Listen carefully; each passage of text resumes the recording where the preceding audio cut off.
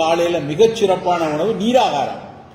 முந்தின நாள் சாதத்தில் தண்ணி ஊற்றி வைங்க, நல்லா கரைச்சி மறுநாள் நல்லா கைட்டு பிசைஞ்சு கரைச்சு கொஞ்சம் மோர் விட்டு அந்த நீராகாரத்தை காலில் குடிக்கணும். இதை 20 வருஷம் முன்னாடி நான் ஆறாம் திணை புத்தகத்துல எல்லாம் எழுதியிருப்பேன்.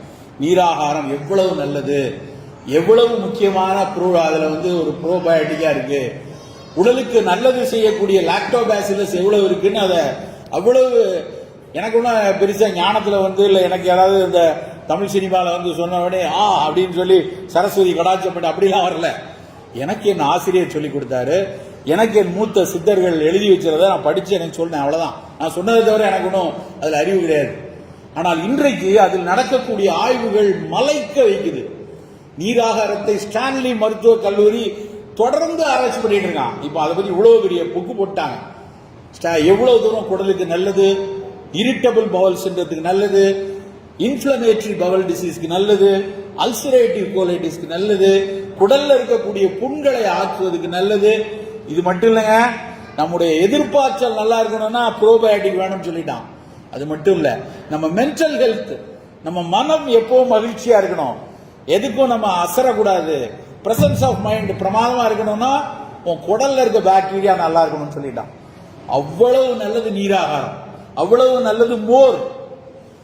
அவன் அட்வர்டைஸ் பண்ண சொல்றான், இந்த உள்ளம் கேட்கட்டுமே மோர், MORE போடுறான் பெப்சிக்கு. நான் சொல்றேன், இந்த உள்ளம் கேட்கட்டும் மோர், பட்டர் மில்க். நமக்கான மோரை நம்ம கேட்போம். தினம் மார்ச் மாசம் வந்துருச்சா, அடுத்த செப்டம்பர் வரைக்கும் தினம் மோர் குடிங்க. சளியெல்லாம் ஒன்றும் பிடிக்காது. நீராகாரம் குடிங்க, காலையில நீராகாரம். ஸோ நம்ம சாப்பிடக்கூடிய ஒரு பானமும் ப்ரோபயோட்டிக்கா இருக்கணும். அப்ப அது பல நோய்கள் வராமல், நான் சொன்ன முதல்ல பேசும்போது அடாப்டிவ் இம்யூன் சிஸ்டம், அந்த அடாப்டிவ் இம்யூன் சிஸ்டம் நல்லா இருக்கணும்னா நம்ம குடல்ல இருக்கக்கூடிய பாக்டீரியாஸ் நல்லா இருக்கணும், குடல்ல இருக்கக்கூடிய நமக்கு பேர் தெரியாத வைரஸ்கள் நல்லா இருக்கணும். நம்ம இந்த பாக்டீரியா வைரஸ் அப்படின்னாலே நம்பியார் மாதிரி வில்லன் மாதிரியே நினைச்சிட்டு இருக்கோம். கிடையாது. ஏதோ 1-2 பேர் வச்சு கோவிட் எல்லாம் நம்மளை கெடுக்குதுன்னு நினைக்கிறோம். நம்ம தான் அதை கெடுக்கிறோம், அது வேற விஷயம், அதை தனியா மேடை போட்டு பேசலாம். ஆனா பெரும்பாலான வைரஸும் பாக்டீரியாவும் நமக்கு உதவி செய்து கொண்டிருக்கு.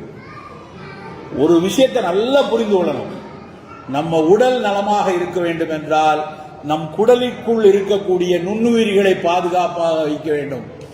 நம் நிலம் நலமாக இருக்க வேண்டும் என்றால் நம் மண்ணுக்கு கீழே இருக்கக்கூடிய பாக்டீரியா வைரஸை நலமா வச்சுக்கணும்.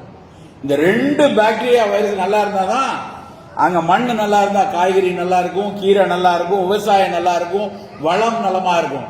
குடலுக்குள்ள இருக்கிற பாக்டீரியா வைரஸ் நல்லா இருந்தா தான் உன்னுடைய மென்டல் ஹெல்த், உன்னுடைய அடாப்டிவ் இம்யூன் சிஸ்டம், உன்னுடைய அத்தனை உடல் நலத்துக்கும் அது ரொம்ப அவசியமா இருக்கும். அப்ப காலை சாப்பிடுறது இப்படி ஒரு ஃபங்க்ஷனல் பியூரேஜா வச்சுக்கோங்க.